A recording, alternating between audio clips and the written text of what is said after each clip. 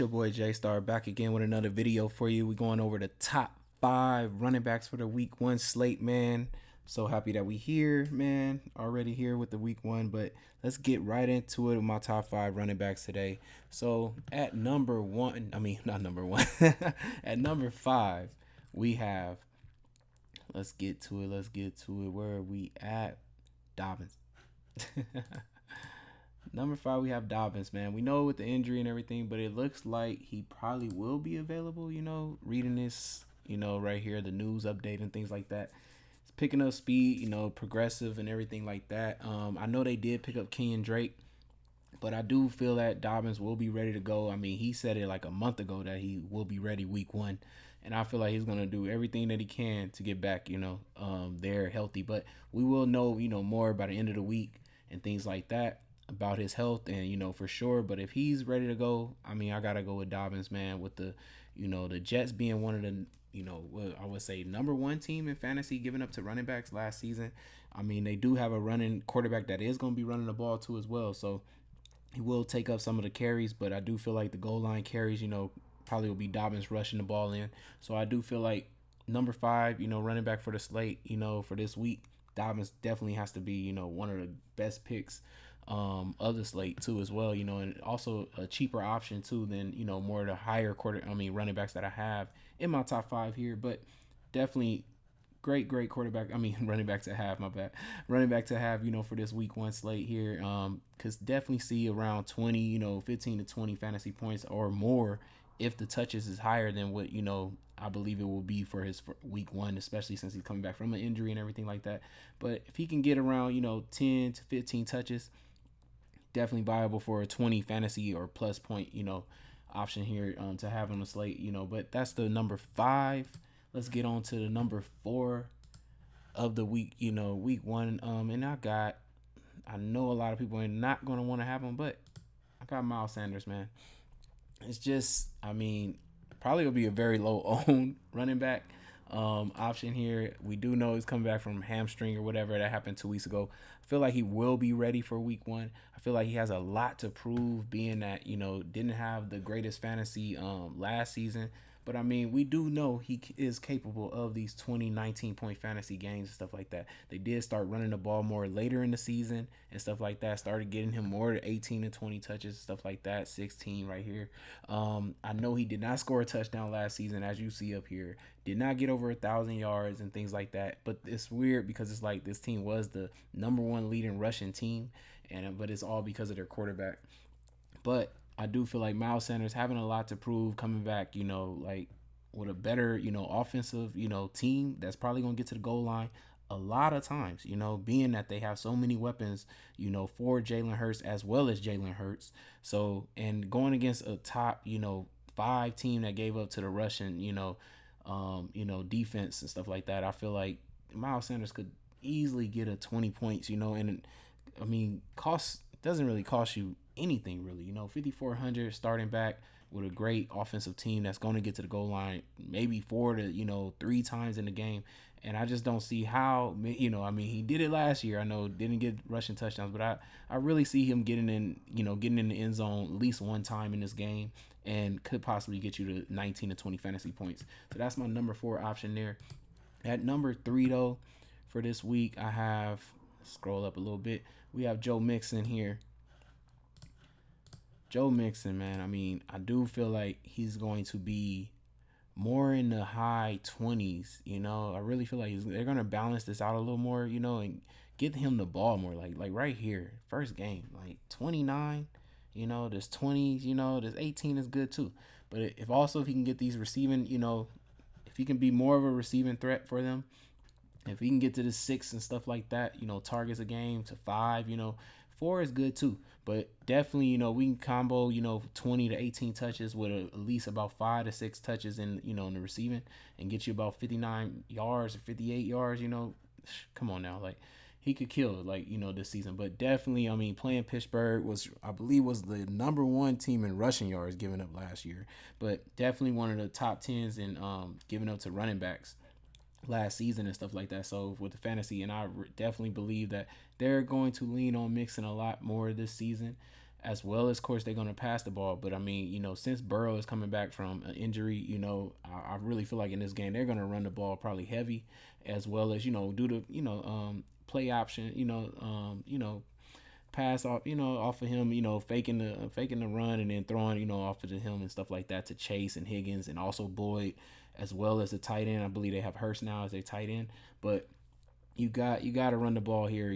Pittsburgh was just so bad. I mean, I know they have T.J. Watt and also Devin Bush, but they're more of the type of defensive players that just get to the quarterback, get the pressure to the quarterback, but they miss a lot of like tackles when it comes to rushing, like running backs and stuff like that.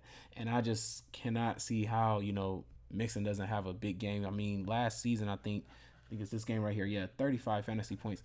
I mean, he could get somewhere near there, like really, really could. So that's why he's my number 3 option, because I know it's possible for him to have a 30-point fantasy game. And even though he costs, way more than the first 2 options that I have, I can still see him, making up this point. I mean, making up the cost for, right here with the fantasy points here. He's probably, I said the first 2 about 20 fantasy points, but he's more of a ceiling, fantasy point option here at running back. And that's why he's my number 3 option here. So we're going to move on to the number 2.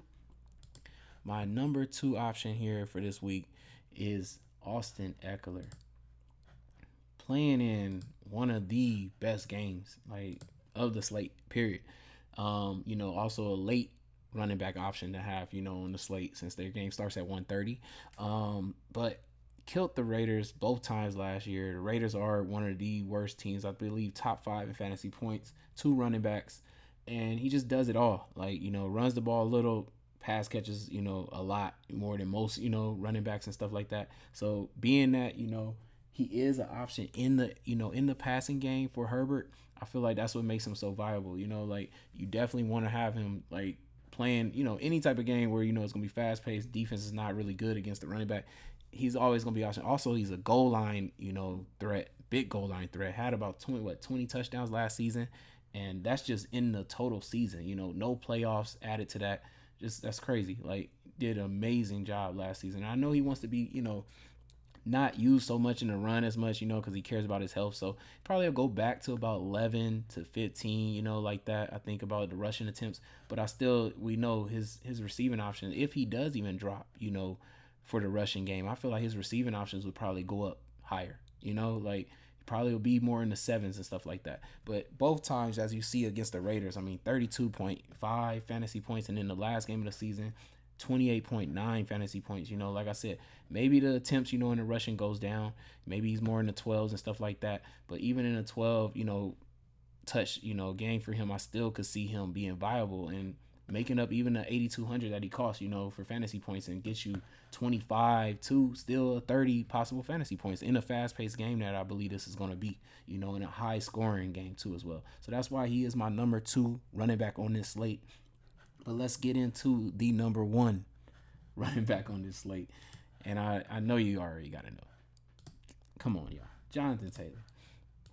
Jonathan freaking Taylor, y'all. Like, come on, man. This guy is amazing, man. Like, going against one of the worst rushing, fantasy, teams that gave up one of the most fantasy points to the running back, especially to Jonathan Taylor. Like, we got one game right here with 31.8. The second time he played them, 28.3. Same type of thing, with Austin Ekeler with the Vegas Raiders and stuff like that. But we just know, if he's going to get 32 touches, oh my God, but it was crazy about that. Even in 14 touches, he had more fantasy points. So even in least, less touches, I mean, it's crazy. He still was able to have this type of game, like 145 yards, like that's crazy, man. This dude has so much potential, man, to even be better than this really this year. Like I feel like with Henry being back, I feel like he wants to still establish that he's the best running back in the league. And so being that, I mean, I know they have a, probably maybe a better option at quarterback. We don't really know yet. We have to see it, but weapons still not amazing, I think, for, airing it out for this team. So that's why I do feel like this is why he's probably the number 1, running back on this slate. Also, of course, the matchup is amazing though for him, but it's just also, I look at the team too, like they don't really have so many, as other quarterbacks do with receiving weapons. He is also one of the receiving options too on the on this team, the weapons and everything. But the main thing what I loved about him is that he's the touchdown, the red zone. Look at this, 20, like 20 with no playoffs. So, like he is their touchdown, red zone option, man. Like, if they're on third down and 5, they're probably not throwing the ball. They have Jonathan Taylor here. So they're probably on third down. They're rushing the ball. Some teams have enough weapons where on third down they're always passing the ball, but this team no. Their best option is to run the ball. So like that's why he is the number one on my list for this week's first week slate. Jonathan Taylor, man. Get him in your lineups if you can. I know he does cost a lot, but if he puts up a 31, 34, especially if this 56, oh my God, this happens. I mean, he did this to Buffalo, and Buffalo's defense is pretty good, but I know you can kind of run on them. That is the way to, get your points against them because they are usually a better team against the air. But, I mean, he put up 56 fantasy points. It's crazy, man. Like, you don't want to, miss out on having Jonathan Taylor if he does something like that on week 1. I mean, he definitely has oh my God, like he definitely can do it. He's very capable of doing it with this defense that he's going against week 1. I know it's a rivalry, so they are going to try to play hard and more likely, load the box up, against him. Probably be 8 men in the box, 7 men in the box, something like that against him. But I don't think it's really going to matter. It's just, I mean, this dude is just crazy. Like, he can definitely get you 2 rush touchdowns, 100 yards easily. Like I said, did it in less touches the first game and still got more fantasy points against this same team. And they didn't really make too many moves I've seen for their defense. So I really feel like could definitely do the same thing all over again week 1. But that's my number one option at running back. I hope y'all enjoyed the top 5 at running back. Thank you for all the likes, comments, subscribers, man. Like I said, we're on our way to 1,000, getting there so fast. I really appreciate all y'all. It's your boy Jaystar, and I'm out. Catch y'all in the next video. Peace.